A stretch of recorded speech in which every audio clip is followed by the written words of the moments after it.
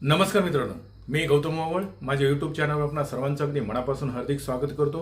मित्रांनो, आजचं आपलं कॅप्शन आहे, सोबत असो वा नसो लढलं पाहिजे. आता तुमच्या मनामध्ये नेमका प्रश्न निर्माण झाला असं असेल की सोबत असो वा नसो लढलं पाहिजे, असं कोण म्हणतंय, का म्हणतंय आणि कोठे म्हणतंय. मित्रांनो, ह्या सर्व प्रश्नांची उत्तरं जर तुम्हाला पाहिजे असतील तर हा व्हिडिओ तुम्हाला संपूर्णपणे पाहायचा आहे. तर मित्रांनो, झालंय असं की काँग्रेस पक्षाचे नेते राहुल गांधी यांनी मणिपूर ते मुंबई अशी जी भारत जोडो न्याय यात्रा जी काढली, त्याचा जवळजवळ 2 महिन्याचा प्रवास करून 6,700 किलोमीटरचं अंतर कापून त्या न्याय यात्रेचा समारोप सभेनं करणं म्हणजेच रविवार दिनांक 17 मार्च 2024ला शिवाजी पार्क मुंबई या ठिकाणी भव्य दिव्य सभेचं आयोजन करण्यात आलं. त्यासाठी देशभरातून जे काही विविध पक्षाची मंडळी आहेत की जी इंडिया अलायन्समध्ये समाविष्ट झालेली आहेत किंवा सहभागी झालेले आहेत, अशा सर्व पक्षाच्या अध्यक्षांना त्या ठिकाणी बोलवण्यात आलं आणि तिथे बोलवून त्यांचं मनोगत व्यक्त करणं. आणि मग असं मनोगत व्यक्त करत असतानाच बाळासाहेब आंबेडकर वंचित बहुजन आघाडीचे नेते यांना सुद्धा काँग्रेसकडून निमंत्रण पाठवण्यात आलं. बाळासाहेब आंबेडकरांनी त्या निमंत्रणाचा स्वीकारही केला. ते पत्र मी तुम्हाला दाखवतोय. आणि तो निमंत्रणाचा स्वीकार केल्यानंतर बाळासाहेब आंबेडकर शिवाजी पार्कवर त्या ठिकाणी असलेल्या सभेला पोहोचले. आणि सभेला पोहोचल्यानंतर बाळासाहेब आंबेडकर स्वतःचं मनोगत व्यक्त करताना त्या ठिकाणी असं म्हणतायत की सोबत असो वा नसो आपण लढलं पाहिजे. आता हे जर बघितलं तर बाळासाहेब असं का म्हणाले, तर मित्रांनो, की इंडिया अलायन्समध्ये काहीही झालं तरी वंचित बहुजन आघाडीला जायचंय.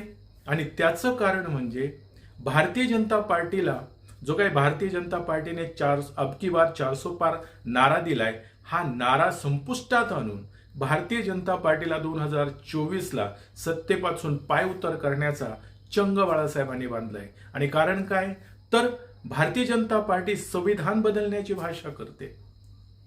आणि मग अशा संविधान बदलणाऱ्या भारतीय जनता पार्टीला सत्तेपासून दूर ठेवणं आणि संविधान जे वंचित बहुजन घटकाला, शोषिताला स्वातंत्र्य, समता, बंधुता आणि न्याय देतं, ते संविधान वाचवणं हे परम कर्तव्य समजून काहीही झालं तरी महाविकास आघाडी जी आहे याच्यामध्ये महाराष्ट्रामध्ये त्यामध्ये आपण सहभागी होणं आणि त्यांच्याबरोबर निवडणूक लढवणं हे उद्दिष्ट डोळ्यासमोर ठेवून बाळासाहेब आंबेडकर महाविकास आघाडीला प्रस्ताव देत आहेत. आणि तीच महाविकास आघाडी इंडिया अलायन्सचा भाग आहे. परंतु अजूनही महाविकास आघाडीने म्हणजेच काँग्रेस असेल, राष्ट्रवादी असेल, शिवसेना असेल, यांनी अजूनही बाळासाहेबांना मान सन्मानाने जेवढ्या जागा पाहिजे त्या दिलेल्या नाहीत. आणि इंडिया आघाडीमध्ये बाळासाहेबांच्या वंचित बहुजन आघाडीचा सहभाग अजून झालेला नाही. ही खदखद व्यक्त करण्यासाठी बाळासाहेबांनी त्या इंडिया अलायन्सचे जे काही प्रमुख आहेत, मग ते मल्लिकार्जुन खरगे असतील, राहुल गांधी असतील, प्रियंका गांधी असतील किंवा सर्व जी काही मंडळी आहेत इंडिया अलायन्समध्ये, त्या लोकांच्या समोर आपल्या मनामध्ये असलेली खदखद व्यक्त केली. आणि बाळासाहेबांनी सांगितलं की महाराष्ट्रामध्ये अजून मला घेतलंच जात नाहीये आणि मी तर इंडिया अलायन्समध्ये किंवा महाविकास आघाडीमध्ये समाविष्ट होण्यासाठी प्रयत्न करतोय, हे त्या नेत्यांसमोर आपलं म्हणणं मांडलं. आणि त्यासाठी बाळासाहेबांनी हा प्रयोग केला की सोबत असो वा नसो पण मोदी या हुकुमशहाशी आपण लढलं पाहिजे. मित्रांनो, हे जे काही म्हणणं आहे ते बाळासाहेब त्या ठिकाणी काय म्हणाले हे त्यांच्याच तोंडून ऐकू. खरगे जी, प्रियंका गांधी जी, तेजस्वी यादव, फारूक अब्दुल्ला जी, मंच पर बैठे शिवसेना के उद्धव ठाकरे जी, शरद पवार जी, सभी नेतागण, दोस्तों और भाइयों,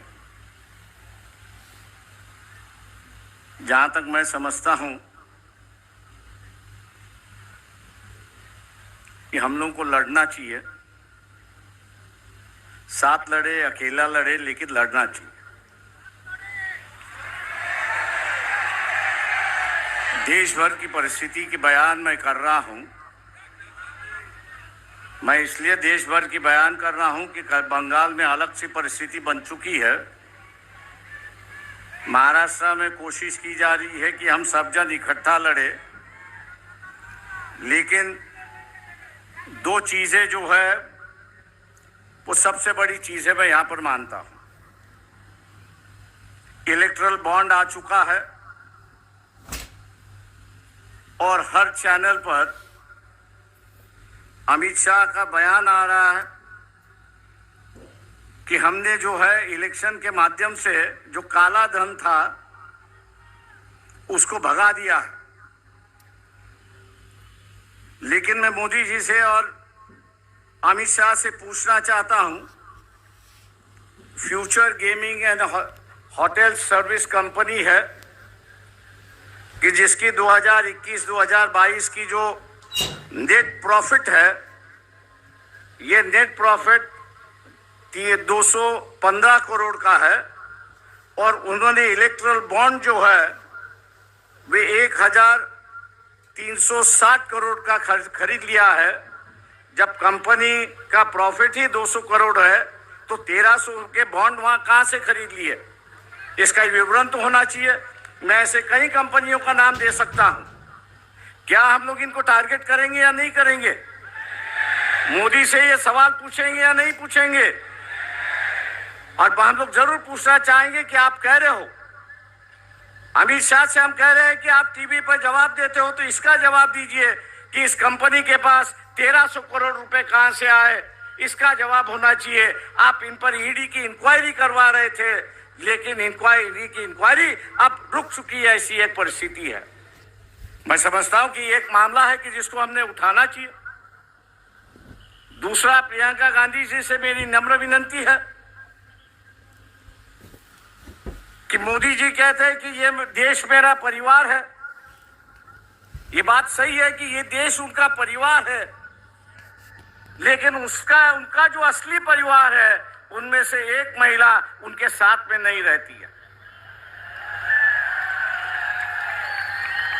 हो सकता है कि अगले साल के इलेक्शन में जो हो रहा है, मोदी जी दोबारा प्राइम मिनिस्टर ना बने। कांग्रेस पार्टी के अध्यक्ष से भी मेरी दरखास्त है कि हम लोग इस मुद्दे को उठाए और हिंदू समाज के अंदर फैमिली का जो रिश्ता होता है वो सबसे गहरा रिश्ता होता है। मोदी जी उस रिश्ते को निभाए, उस रिश्ते को निभाए और अपनी पत्नी को अपने साथ में लेकर रहे। 2-4 दिन बाकी है, उसके लिए हम लोग को लड़ना चाहिए। मैं उम्मीद करता हूं कि खड़गे जी जब बात करेंगे इस पर जरूर अपनी टिप्पणी यहां पर करेंगे, क्योंकि वह हिंदू संस्कृति की बात करते हैं, हिंदू रिवाज की बात करते हैं और वही रिवाज और वही उसको मानने के लिए तैयार नहीं। पर्सनल मामला है, मैं जानता हूं, लेकिन कल्चरल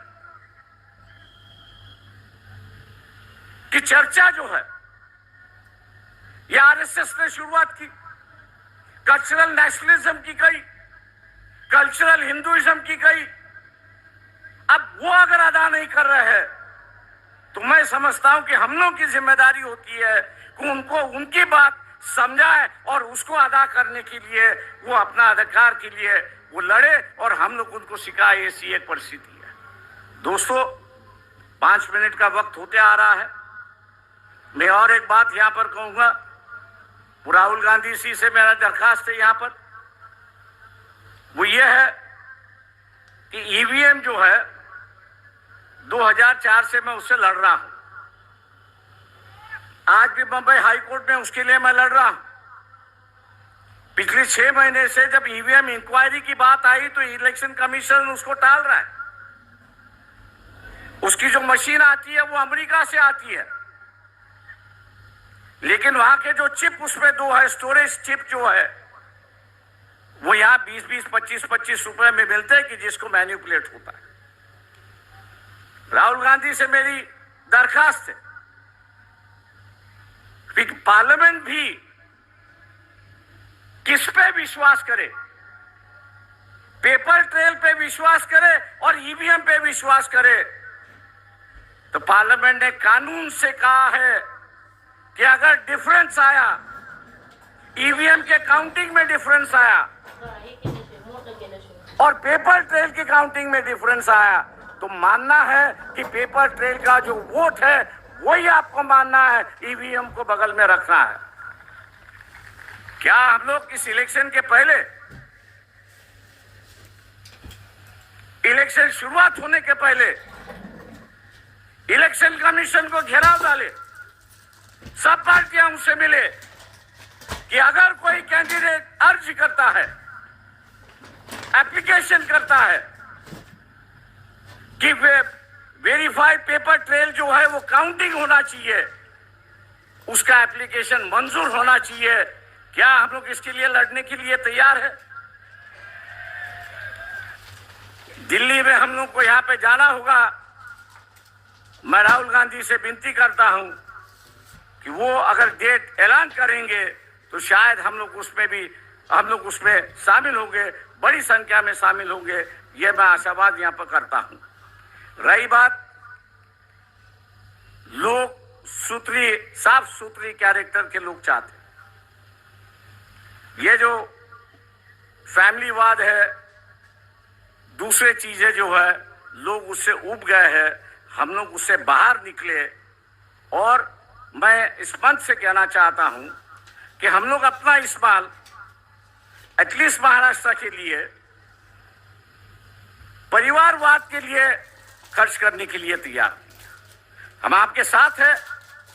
आम आदमी हो, डेमोक्रेसी सोशलाइजेशन हो, कैंडिडेचर का सोशलाइजेशन हो, ना ये हो किसी एक परिवार से, किसी एक कास्ट से ज्यादा लोकसभा के उम्मीदवार हो और हम उनको पीछे सिर्फ वोट बैंक बने। हम लोग वो बनने के लिए तैयार नहीं है। मैं इन्हीं बातों के साथ आपसे रजा लेता हूं कि 5 मिनट का वक्त खत्म हो चुका है। जय भीम, जय भारत। धन्यवाद प्रकाश जी। ऐकलं, बाळासाहेबांनी खतखत सर्वांच्या समोर मांडली की मला वंचित आघाडीला इंडिया आघाडी किंवा महाविकास आघाडीमध्ये समाविष्ट अजून करून घेतलं जात नाहीये। हे जी काही परिस्थिती आहे, वस्तुस्थिती आहे, त्या नेत्यांच्या समोर बाळासाहेबांनी मांडली।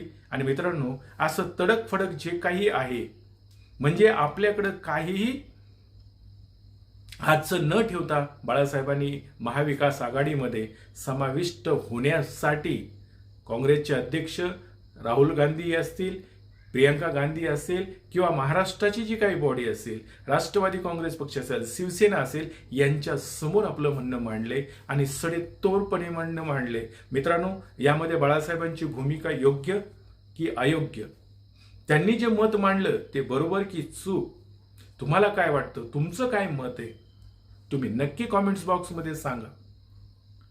आज एवढंच मित्रांनो। हा व्हिडिओ पाहताय, तसाच पुढचाही व्हिडिओ पाहण्यासाठी नवा आशय, नवा विषय, नवे विचार ऐकायला विसरू नका। एवढं बोलतो, थांबतो। धन्यवाद।